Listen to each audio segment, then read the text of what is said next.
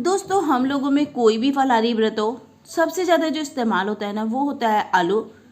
तो उसी आलू के साथ में आज मैं आप लोगों के साथ एक बहुत ही इंटरेस्टिंग रेसिपी शेयर करूंगी, जिससे अगर आप एक बार बना लेते हैं ना तो साल 2 साल के लिए भी रख कर खाएंगे ना तो उतनी ही टेस्टी रहेगी। तो चलिए स्टार्ट करते हैं।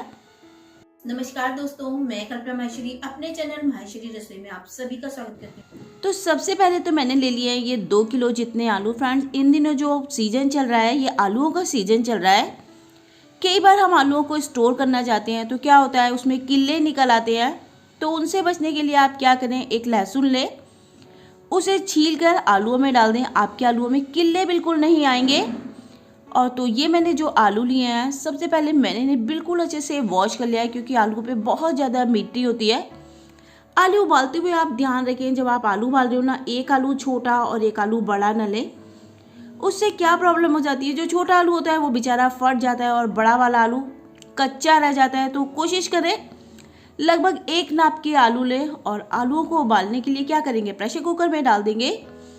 और आपको इसके लिए जो पानी डालना है ना, बहुत ज़्यादा नहीं डालना है। नमक, सोडा, नींबू, मिर्च कुछ नहीं डालनी है, बस पानी डालें। प्रेशर कुकर का ढक्कन लगाएं। बड़े बड़े आलू लिए हैं इसलिए 2 सीटी लगानी होगा। छोटे आलू लें तो 1 सीटी में ही आपका काम हो जाएगा। और जब जैसे ही सीटी आए, गैस का फ्लेम ऑफ कर दें, प्रेशर को अपने आप रिलीज होने दें। लेकिन इस बीच आप आलूओं को भूलें नहीं। जैसे ही आपके आलूओं में से प्रेशर रिलीज हो, आप प्रेशर कुकर का ढक्कन खोल दें। और आप जो देख रहे हैं ना, आलू अच्छे से उबल गया है। लेकिन एक भी आलू आप ध्यान से देखें फटा नहीं है। बस ऐसे ही आलू की ज़रूरत है। अगर आप बहुत ज़्यादा ये रेसिपी बनाने वाले हैं तो अच्छा है कि आप खुले बर्तन में पकाएं, जिससे आपकी आलूओं पे अच्छे से निगाह रहेगी। अब आपको इसे पानी में नहीं छोड़ना है। आपको ले लेनी है एक चलनी, और चलनी में आलूओं को डाल देना है, जिससे इनमें जितना भी पानी है ना वो अच्छे से रिमूव हो जाएगा।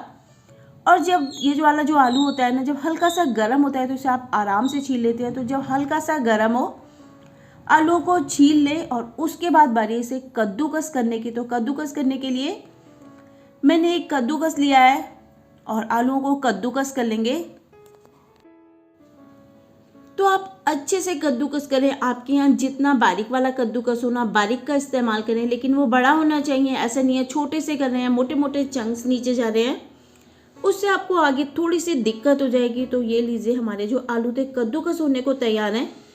कई बार फ्रेंड्स होता है, जब हम ज़्यादा आलू कद्दूकस कर रहे होते हैं तो कद्दूकस में ऊपर तक आलू हो जाते हैं और उसके बाद आलू के मोटे मोटे चंक्स नीचे जाने लगते हैं। तो उससे बचने के लिए आप क्या करें, जब आपको लगे कि आलू बिल्कुल ऊपर तक आ चुका है, आप थोड़े से आलू उसमें से हटा दें। इससे क्या होगा कि आलू के चंक्स नीचे नहीं जाएंगे और उसके बाद आप अच्छे से आलू को कद्दूकस कर पाएंगे। और ये देखिए, हमारे तो ऑलमोस्ट आलू कद्दूकस होकर तैयार हो गए। कद्दूकस को एक बार अच्छे से साफ कर लिया, पटक लिया। और इसे करेंगे हम एक बड़ी परात के अंदर, क्योंकि अब होगी आलूओं की अच्छे से मथाई। नॉर्मली आपने देखा होगा, जब हम आटा लगाते हैं या कोई डो लगाते हैं तो उसे अच्छे से मसलते हैं, लेकिन आज फ्रेंड्स हम आलूओं को करीब 4 से 5 मिनट तक मसलेंगे। इसी रेसिपी को फ्रेंड्स आप चाहें तो जो सिलबट्टा होता है ना, जो पहले होता था जिसमें हम नॉर्मली चटनी वगैरह पीसते थे, उस पे भी बना सकते हैं। लेकिन उसमें मैस बहुत फैल जाता है, टाइम भी ज़्यादा जाता है। तो ये एक बहुत ही आराम का प्रोसेस है कि आप इससे बिल्कुल वही टेक्सचर ला सकते हैं। तो अच्छे से 4 से 5 मिनट जब आप मथेंगे, जो कद्दूकस के हल्के हल्के से निशान थे ना, वो बिल्कुल ख़त्म हो जाएंगे और आपके आलू का टेक्सचर एकदम स्मूथ और काफ़ी चिकना सा होकर तैयार होगा। दोस्तों, माहेश्वरी रसोई में आज बनने वाले हैं किसी भी फलाहारी व्रत के लिए आलू के पापड़। रेसिपी अगर आप लोगों को थोड़ी भी अच्छी लग रही हो तो प्लीज़ वीडियो को लाइक ज़रूर कर दें और साथ ही चैनल को सब्सक्राइब कर लें। फलाहार के लिए पापड़ बना रहे हैं तो मैं कर रही हूँ हरी मिर्चों का इस्तेमाल, क्योंकि बहुत सारे घरों में लाल मिर्चों का इस्तेमाल बिल्कुल भी नहीं किया जाता है। और साथ ही हम डालेंगे थोड़ा सा हरा धनिया, लेकिन इसके लिए आपको सिर्फ पत्ती पत्ती का इस्तेमाल नहीं करना है। इसमें जो पतली पतली सी डंडियाँ होती हैं ना, उनका भी इस्तेमाल करेंगे। उसके लिए उसे एकदम बारीक काट लें, जितना बारीक आप काट सकते हो। और साथ ही जो मिर्ची है ना, इन्हें भी बहुत ही बारीक काट कर तैयार करें। तो उसके लिए मिर्चों को बीच से चीरा लगाएं और इस तरीके से छोटा छोटा सा कट कर लें। तो ये लीजिए, धनिया मिर्ची जब कट के तैयार हो जाएं, आप आलूओं के अंदर डाल दें। धनिया की खुशबू पापड़ों में बहुत अच्छी आएगी। और अब आ रही है इसमें नमक डालने की। नमक डालने का एक ना निश्चित माप होता है, तभी पापड़ बढ़िया बनता है। तो 1 किलो मैंने आलू लिया था, उस रेशियो से आपको 5 ग्राम जितना नमक डालना है फ्रेंड्स। हर घर में तराजू नहीं होता तो 5 ग्राम कैसे नापेंगे। उसके लिए आप नॉर्मल जो घर में चम्मच इस्तेमाल होती है ना वो लीजिए, उसे फ्लैट करके नमक से भर लीजिए, तो वो आपका 5 ग्राम जितना नमक हो गया।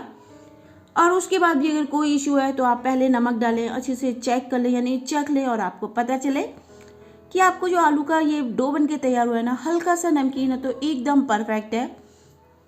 तो उसके बाद इसे एक बार अच्छे से पटक पटक के मैंने बढ़िया सा चिकना कर लिया। और अब बारी है इसके 3 इक्वल पार्ट्स करने की।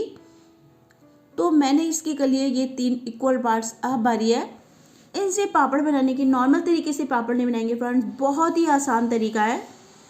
आप एक कोई भी नॉर्मल पॉलीथीन की शीट ले लें, उसे अच्छे से देसी घी के साथ ग्रीस करें, क्योंकि हम व्रत में सरसों का तेल नहीं खाते।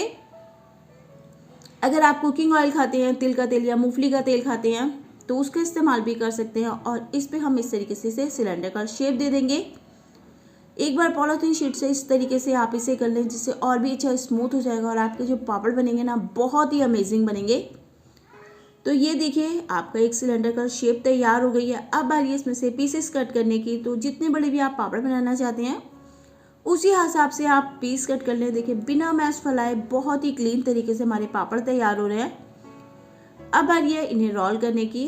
तो इस तरीके से मैं छोटे छोटे पापड़ बना रही हूँ, जो कि देखने में भी बहुत अच्छे लगते हैं और टेस्ट तो आपको पता ही है कि आलू के पापड़ का ज़बरदस्त होता है।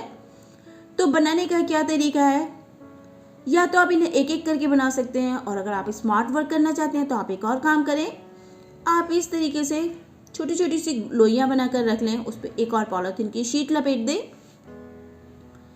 और उस पर कोई चॉपिंग बोर्ड रख सकते हैं, जैसे कि मैं रख रही हूँ। आप परात रख सकते हैं, आप चकला रख सकते हैं और इस तरीके से प्रेस करते हैं तो ये देखिए एक बारी में हमारे बहुत सारे पापड़ बनकर तैयार हो जाएंगे, है ना फ्रेंड्स। बहुत ही आसान तरीका। और ये देखिए एकदम परफेक्ट पापड़ बनकर तैयार हुआ है। लेकिन पापड़ को आप इस्तेमाल नहीं कर सकते, इसके लिए आपको इसे सुखाना होगा। तो सुखाने से पहले आपको सारे पापड़ बनाने होंगे। तो बस इसी तरीके से मैंने ये पापड़ बनाकर तैयार कर लिए हैं। और अब बारी है इन्हें सुखाने की। मैं पापड़ बनानी हूँ शाम को। नॉर्मली जब मैं पापड़ बनाती हूँ ना शाम को ही बनाती हूँ, जिससे धूप में नहीं बैठना पड़ता। और इन्हें पूरी रात हम पंखे की हवा में सुखाएंगे और अगले दिन की मैंने इन्हें धूप दिखा ली है। और ये देखिए एकदम परफेक्ट हमारे आलू के पापड़ बनकर तैयार है, जो कि देखने में बहुत बढ़िया लग रहे हैं। अब आप इन्हें 1 साल 2 साल 5 साल स्टोर करके रख सकते हैं। ना तो ये खराब होंगे, ना इनमें सीलन की गंध आएगी और ना ये लाल पड़ेंगे। लेकिन पापड़ों को हम ऐसे नहीं छोड़ेंगे।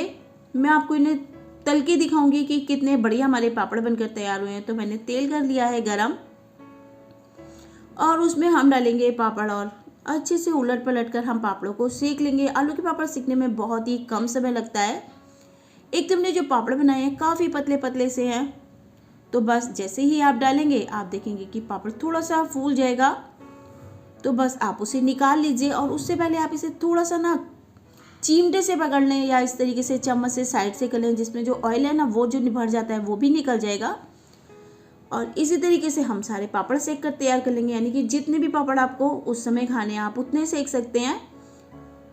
तो ये देखिए हमारे जो पापड़ थे वो सिक कर भी तैयार हो गए हैं, देखने में भी बहुत बढ़िया लग रहे हैं। अगर आप नॉर्मल दिनों के लिए पापड़ बना रहे हैं तो आप इसमें लाल मिर्ची डाल सकते हैं। और तलने के बाद में अगर आप नॉर्मल दिनों में बनाएं तो इसमें पेरी पेरी मसाला डालिए, बहुत ही बढ़िया बनते हैं। और ये देखिए बहुत ही क्रिस्पी हमारा पापड़ तैयार हुआ है। तो उम्मीद है शिवरात्रि या नवरात्रि के लिए फलारी पापड़ की रेसिपी आप लोगों को ज़रूर पसंद आई होगी। एक बार ज़रूर ट्राई करेंगे और फीडबैक में मुझे भी बताएंगे कि आपको रेसिपी कैसी लगी है। Thank you.